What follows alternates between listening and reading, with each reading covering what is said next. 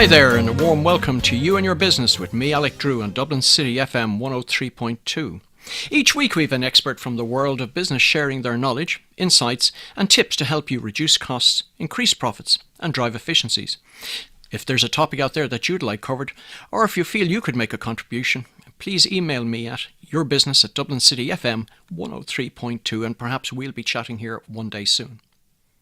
Today's guest is Managing Director of B2BSell.com. He has over 35 years sales experience successfully building IT enterprises from zero to acquisition and leads a team of experienced business-trained sales professionals which offer leads generation and sales outsourcing services. I'm delighted to welcome David Doyle to the You and Your Business studio today. Hi, David. Hi, Alec. How are you? Yeah, fantastic. I saw when I was doing some of my research in the beginning, I suppose we'll open up on this, the challenger salesperson. Tell me something about that. Tell me some more about that. Yes, this is quite controversial. It came out a number of years ago. Controversial. We love controversy. Tell us about that. Okay, I suppose the first thing, I'll put it in context really. First of all, once investment runs out, one thing is true. Without sales, a business will tank. The second thing I'd say is that the challenger salesperson really concerns itself with complex business-to-business sales. So this doesn't really apply to retailing, but it applies to that business environment and the B2B sales environment. And a complex sale is probably worth defining.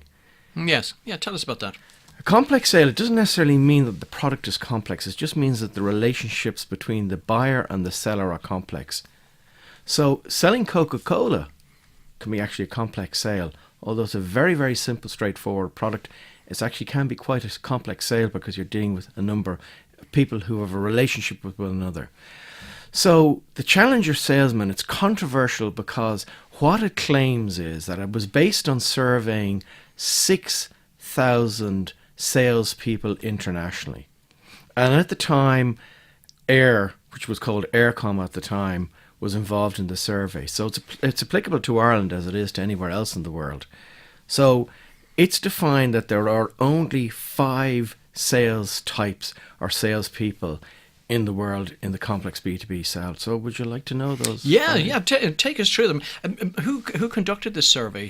This survey was conducted by one of these great think tanks that they have in the United States, and they're called CEB. Right. And they're an executive council, and they're famous for getting it right. They would have been one of the early people to sort of endorse Miller Hyman, which I won't go off into that tangent, but anyone who's involved in complex sales will understand all about Miller Hyman. So the 5 types of salespeople that they identified are: 1, the hard worker. Right. Now, the hard worker is that person that goes the extra mile, is first into the office in the morning, last to leave.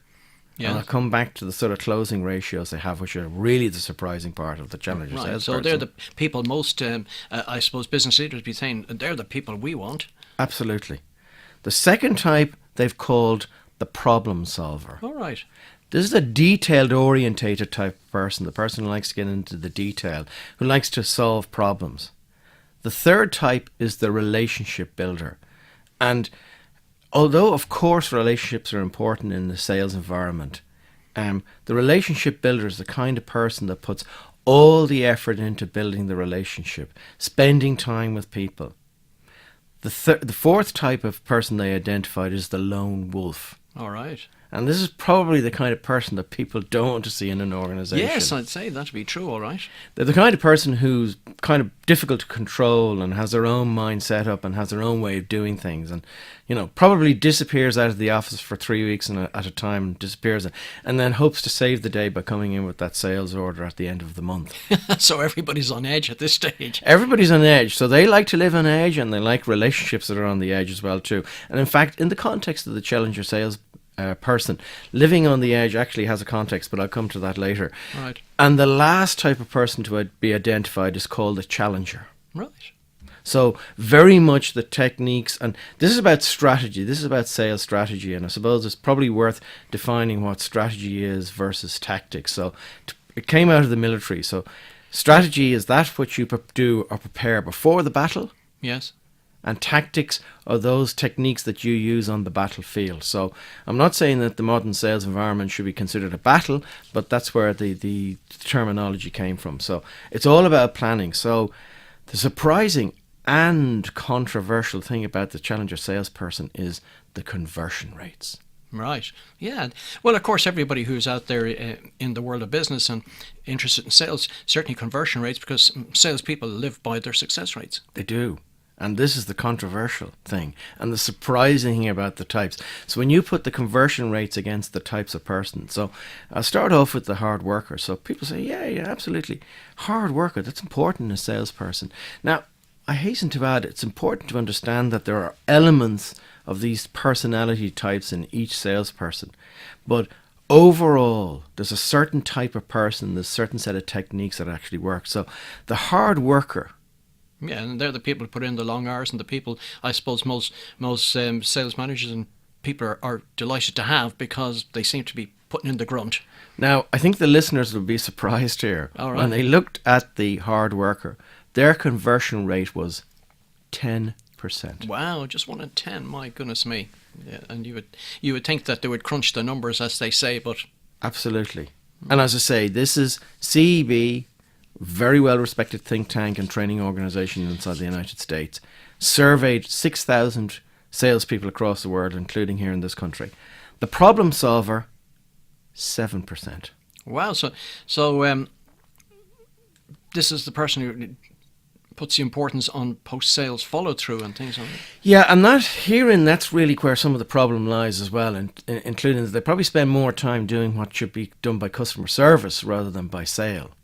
So a salesperson has a dedicated task, and that is to take those leads that are perhaps generated by marketing, and I understand in a lot of organizations marketing and sales are probably the one department, but the sales is dedicated to one thing only, and that's to get money in the door.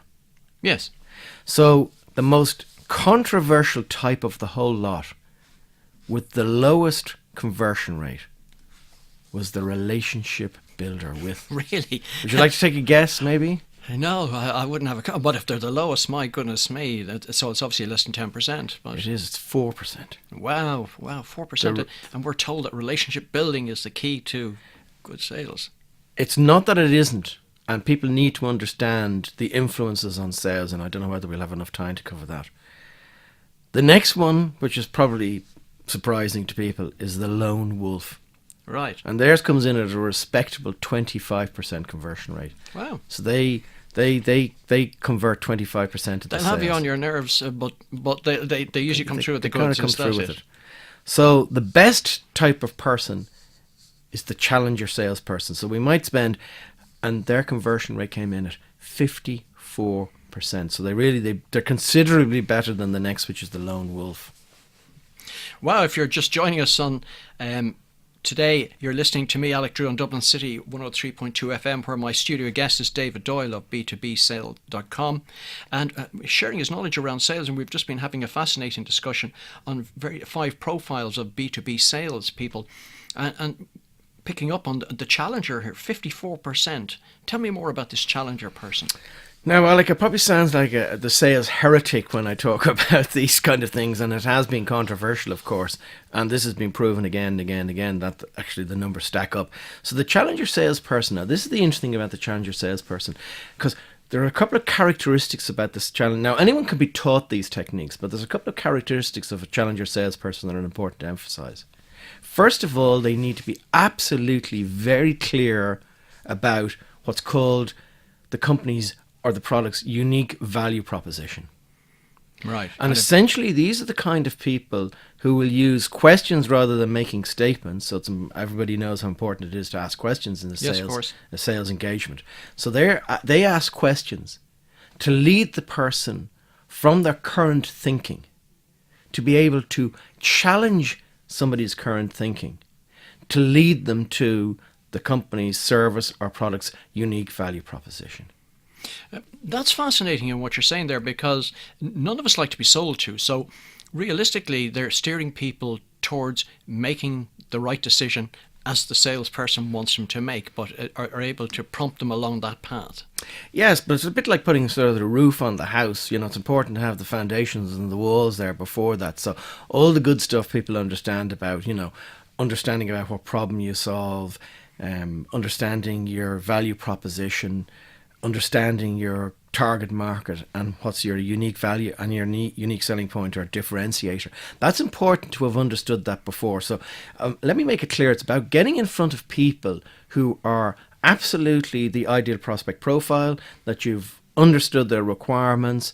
But once that's all in place, and I think in a modern environment, if people are in a complex consultative selling situation, they will have arrived at that point. But once they've arrived at that point, they need to have a salesperson who has the characteristics, who has the confidence and understanding of the market and the person, the buyer's position in that market, to be able to challenge their thinking at the time. So rather than asking them, what keeps them up at night, which is important to understand that. So let me emphasize that. It's important to understand the environment and the person, the ideal prospect profile's situation. But it's to tell them what should be keeping them up at night, based on a thorough understanding of the market and a thorough understanding of that company's position within the marketplace. So, as I say, CEB looked at 6,000 salespeople across the world, and when they looked at that, the most successful profile, based on these lovely sounding names that talk about the characteristics of somebody, although we each have a little bit of that characteristic in our side ourselves if we're a salesperson. The challenger salesperson, the person who had the confidence in themselves and the product and the service they were selling to be able to challenge the thinking of the buyer. And that is not easy to pull off. So this is not something you go into ill prepared or badly prepared. This is where you've really got all your ducks in a row and you understand the customer. You've 25 years experience in selling. What's your thought process on this, and how does it resonate with you? Well, the first thing I'd say, it probably feels like 95 years of experience at this stage, because I think each year sort of I crammed 2 years in, and I'm probably being accused of being the hard worker myself. I think the important thing is, unless you're a one-man band, and you can be a one-man band earning a lot of money and getting a lot of sales, I think it's important to have the right team in place.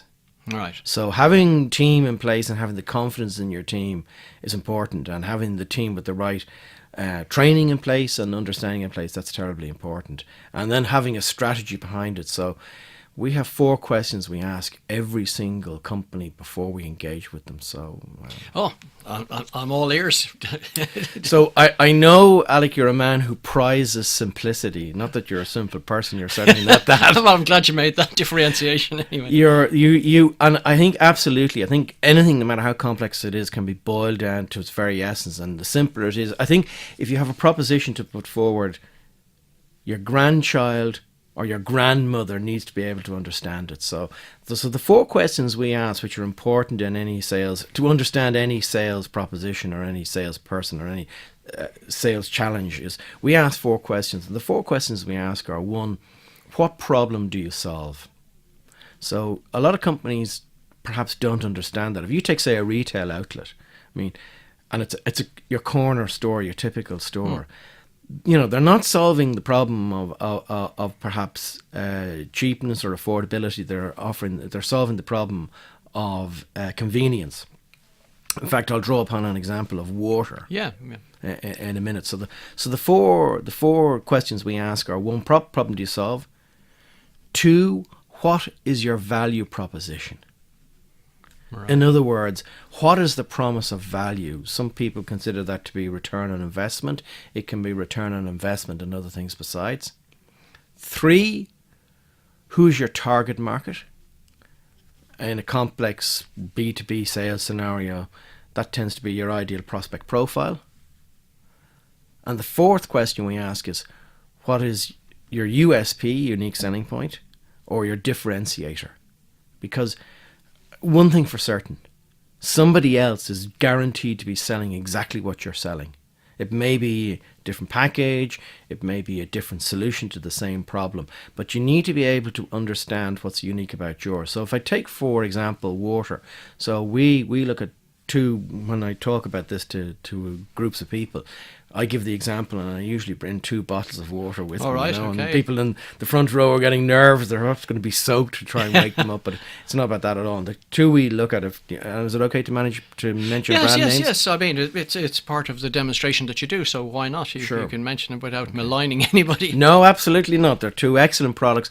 And in actual fact, although they're ostensibly the same product, which is water, they actually solve 2 problems. So the first one I'll talk about is Carrick-Glen, which is sold by a number of the discount German retailers we all know about and love.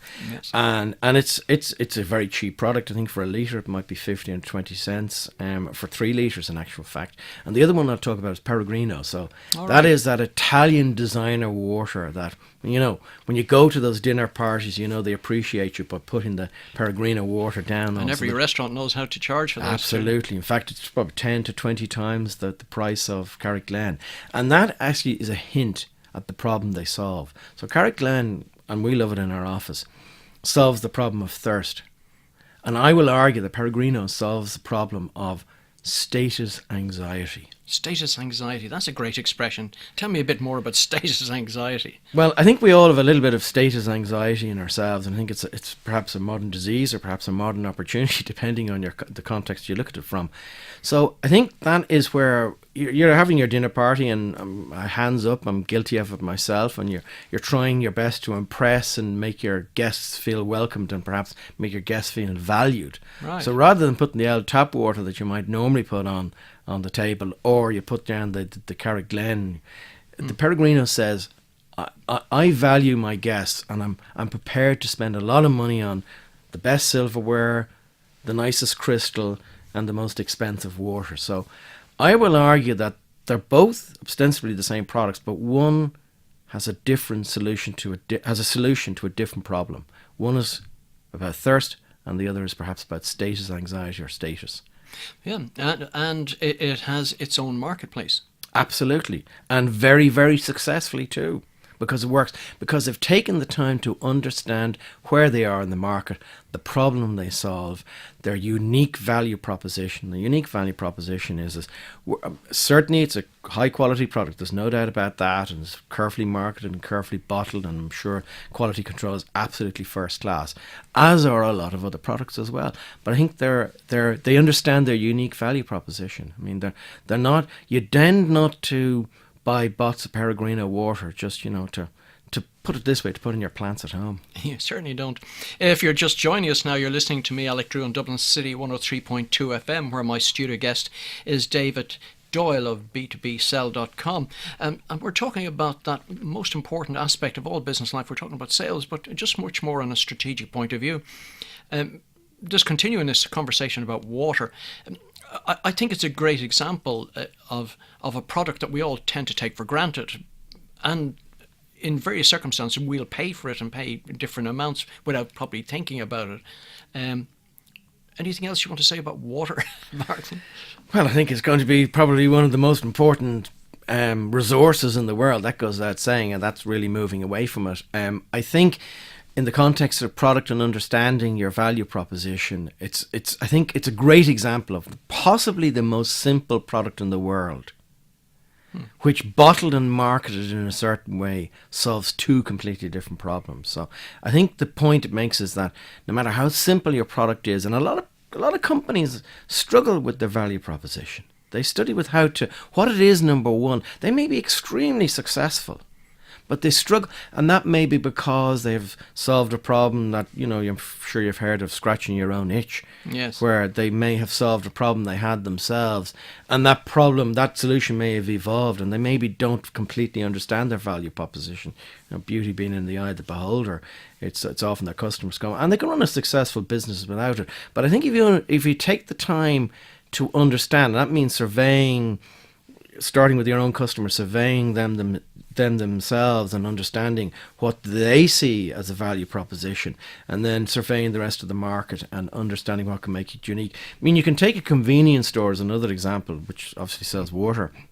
You can have a convenience store, and their target market are probably people within 2 kilometre radius of the store. So they're selling convenience. Yes. You know, you can go there 24/7. Now, if you're to bring in a USP or a differentiator, perhaps they can do a selection of particularly good wines, so therefore they get a reputation for wines. They can do gourmet sandwiches, and they get a reputation for, you know, selling gourmet sandwiches. So any business can differentiate themselves. I suppose the challenge is how do you transition or move your company from where they are now to be able to offer a new or a differentiated product. You know, that can be a challenge, and not least in my own business. I mean, in many ways, a lot of this can be, anyone can find this information, by the way. This, you know, I'm standing on the shoulders of giants here. This doesn't come out of David Doyle's brain, that's for sure, or out of B2B sales Yeah, brain. but you're giving your insights to it, which is important to our audience as well. Absolutely. This has come out from other people who've taken the time. I don't like things that are based on hearsay or a hunch. This is based on research, yes, and understanding and market research. So this is good stuff, and this is all peer reviewed and all the rest of it. So it comes out of that environment. So I think I think we struggle ourselves with it from time to time. What I like to do though is that inside, and sometimes the answer can come from inside my own team. So it's sure. a great team. You know, we have certain characteristics about my own team is they tend to have all had a very strong background in sales. They either owned their own business in the past or perhaps were C-level executives in an organization, and time has changed for them. Yes. So their circumstances have changed, and they perhaps no longer are in a position to be able to be that business owner or C-level executive. So they found a sort of a home inside our own organization, and as part of our own culture. Well, that's fantastic, because this knowledge, it scares me that so much knowledge leaves this planet every day with people, and doesn't get passed on. You're recycling it in the right way, if we want to call it that. Yes, and I think just sort of tell you the life cycle of those ideas as well too, is we often come across a problem, maybe a problem we've had with one of our customers. So we're very much geared around selling on behalf of other people. So we offer a service to other people that may be technically very good, but perhaps don't have the sales skills, or perhaps don't have the time when they're busy looking after customers who pay the bills to be able to spend time on lead generation, sales development. So what we do is when we solve a problem, we look for the answer, and then we try to articulate that answer into somewhere between 400 and 550 words inside a sales blog and put it up on our blog posts. Right. So we post these up regularly with references to external thinking about it as well then too. So and what's that website? That website is www.b2bsell.com. So that's the letter B, the number 2, the letter B, S for Sierra, E for Echo, L for Lima.com. Fantastic. I think there'll be a repository of great information waiting there for people. You mentioned about sales and marketing. Just kind of get a couple of minutes on this. It's quite common knowledge, not in larger companies, but in sort of mid-sized companies, there's a huge misunderstanding between sales and marketing and what their various roles are. Sure. This is my own personal opinion, of course. I think marketing is that part of your activity that brings people qualified opportunities. I mean, I'm sure many of us heard of the sales funnel. Yes. So that's the idea that down the bottom you have a closed sale, you have an order, and you have revenue, and at the top of it you got leads or potential sales. So marketing, in my opinion, is about putting the message out there, whether it's pull or push. Pull being people contact you, push being you go out to the marketplace, and then sales is about taking those qualified opportunities. Qualified opportunities are where people, 1, have the budget to buy what you sell, 2, you're talking to somebody who's in a position of authority to make a decision or is on the decision-making team, 2, they have a need, and 3, they're going to do it in a reasonable time scale. So I think marketing is about that which generates the leads for sales then to nurture and convert to a sale, I think. So they can be done by the same person, but they're different skill sets, and they can be difficult to bring together. And I think that's a mistake so many companies make, that they see them as one and the same skill set, and so therefore get the benefit from neither one of them in terms of what you're saying. You were talking about in the last couple of minutes we've got here, influences on sales. Yes, and once again, sort of a sales health warning here, Alec, that this is about, number 1, B2B sell. B2B sales, so business to business sales, so a business selling to another business, and two, it's where it's consultative selling or complex sales. So a lot of work has been done on this for quite some time with an organization called Miller Hyman. That's from the two principals that started the organization, where they have a thing called strategic selling, and it's about strategy, preparing about what you do before the battle rather than what's been done on the battlefield. And they've identified buying influences. And buying influences are really individuals, people who have an influence on the buying decision. Wow, yeah. So they fall into a number of categories. So the first person to understand inside that relationship really is the economic buyer. And that's the person who signs the check. Right, so they're looking for the cheapest solution, potentially, or... They are often looking for the cheapest solution, and I think if we look at recently what's happened here with our National Children's Hospital, we might see what's happened with the... I'm glad I didn't drag you into that. Cheapest solution there. So the economic buying influence of the economic buyer, that's usually the accountant or somebody who signs the check. The user buyer is the person who uses the solution or the product, so they have a big influence on the buying decision. And if anyone's found out about this, because Google Miller Hyman strategic selling. So they're the user buyer. So they have a big. So if you're taking, say, an IT system or a piece of computer software, the person who signs the check to buy the system is possibly the accountant or the CEO. The second person then is the actual person who uses the software, and then the technical buyer is often the IT manager or the CTO, and they're all about they're the kind of person who can't say yes, but they can certainly say no. Right. And the most important person inside this complex sales buying influence is the coach. That's the person who understands what you're selling and has bought into your unique value proposition.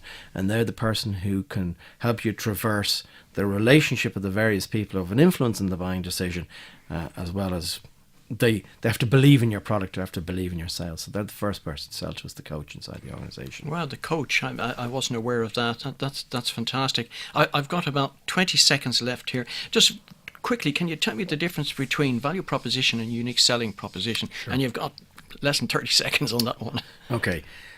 What's the return? Simplest way of thinking of value proposition is return on investment. The return can be money, or it can be prestige, or it can be something else.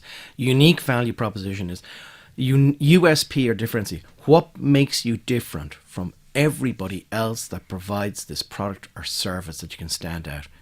That's the difference between those two terms. Listen, David, that's all fantastic. What great insights we've had here today. A special thanks to our guest, David Doyle, for coming into the You and Your Business studio today. And thanks also to Darren on sound. Don't forget that you can contact the show by emailing your business at dublincityfm.ie with your comments and suggestions. The podcast of today's show will be available on dublincityfm.ie. Thank you for your company, and please remember to join me, Alec Drew, again next week at the same time, 12:30, right here on 103.2 Dublin City FM for another edition of You and Your Business.